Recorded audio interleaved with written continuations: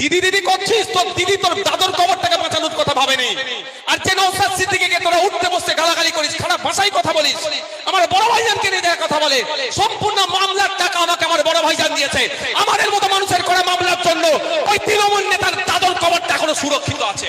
হাত তুলে ওয়াদা করতে হবে, যার ইচ্ছা হবে হাত তুলবেন, নাহলে তুলবেন না। কিন্তু আগে শুনে নিন, ওয়াদাটা আমি আইএসএফ কে ভোট দেওয়ার জন্য কিন্তু করাবো না। কি বললাম? আইএসএফ কে ভোট দেওয়ার জন্য কিন্তু ওয়াদাটা আমি করব না, করাবো না।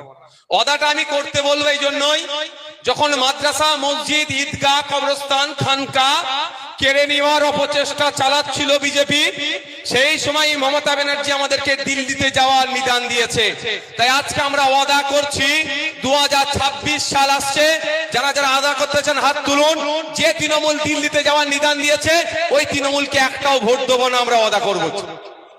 ওদা হচ্ছে তো নাকি ভাই? হচ্ছে তো নাকি? জোর করে আমি কারো হাত তোলাচ্ছি তো না।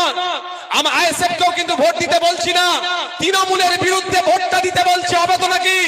ওদাটা হচ্ছে তো নাকি? বুঝিয়ে দেবো আমরা, বুঝিয়ে দেবো তো নাকি? আজকে যারা তৃণমূলের বন্ধুরা আছে না, তাদেরকে বলবেন, ওই তোর দাদু যে কবরটাতে শুয়ে আছে, তোর নানা যে কবরটাতে শুয়ে আছে, ওটা আমাদের ভাইজান নওশাদ সিদ্দিকীর জন্য এখনো তোর দাদুর কবরটা অক্ষত আছে রে। নালে মোদি দখল করে মদের কারখানা বানিয়ে দিলেও কিছু করতে পারতো না তোর দিদি। বলবেন ওদেরকে, তুই দিদি দিদি করছিস, তোর দিদি তোর দাদুর কবরটাকে বাঁচানোর কথা ভাবেনি। আর যে নওশাদ সিদ্দিকীকে তোরা উঠতে বসতে গালাগালি করিস, খারাপ ভাষায় কথা বলিস, আমার বড় ভাইজানকে নিয়ে দেয়া কথা বলে, সম্পূর্ণ মামলার টাকা আমাকে আমার বড় ভাইজান দিয়েছে। আমাদের মতো মানুষের করা মামলার জন্য ওই তৃণমূল নেতার দাদুর কবরটা এখনো সুরক্ষিত আছে। যে আব্বাস সিদ্দিকী করে বাজে কথা বলে না, সেই বড় ভাইজান আমাকে টাকা দিয়েছে, যা মামলা কর সুপ্রিম কোর্টে। আমি মামলা করেছিলাম বলে ওই তৃণমূল নেতার বাপের কবরটা এখনো সুরক্ষিত আছে, নালে মদের ফ্যাক্টরি করে দিত তৃণমূলের আমলে এই বিজেপি সরকার নিয়ে। আর ওরা বড় বড় কথা বলে দিদি বাঁচাবে। প্রতিটা জায়গায় যেখানে যেখানে দিদি সব দায়িত্ব নিয়েছে, সেটাই ডুবিয়েছে।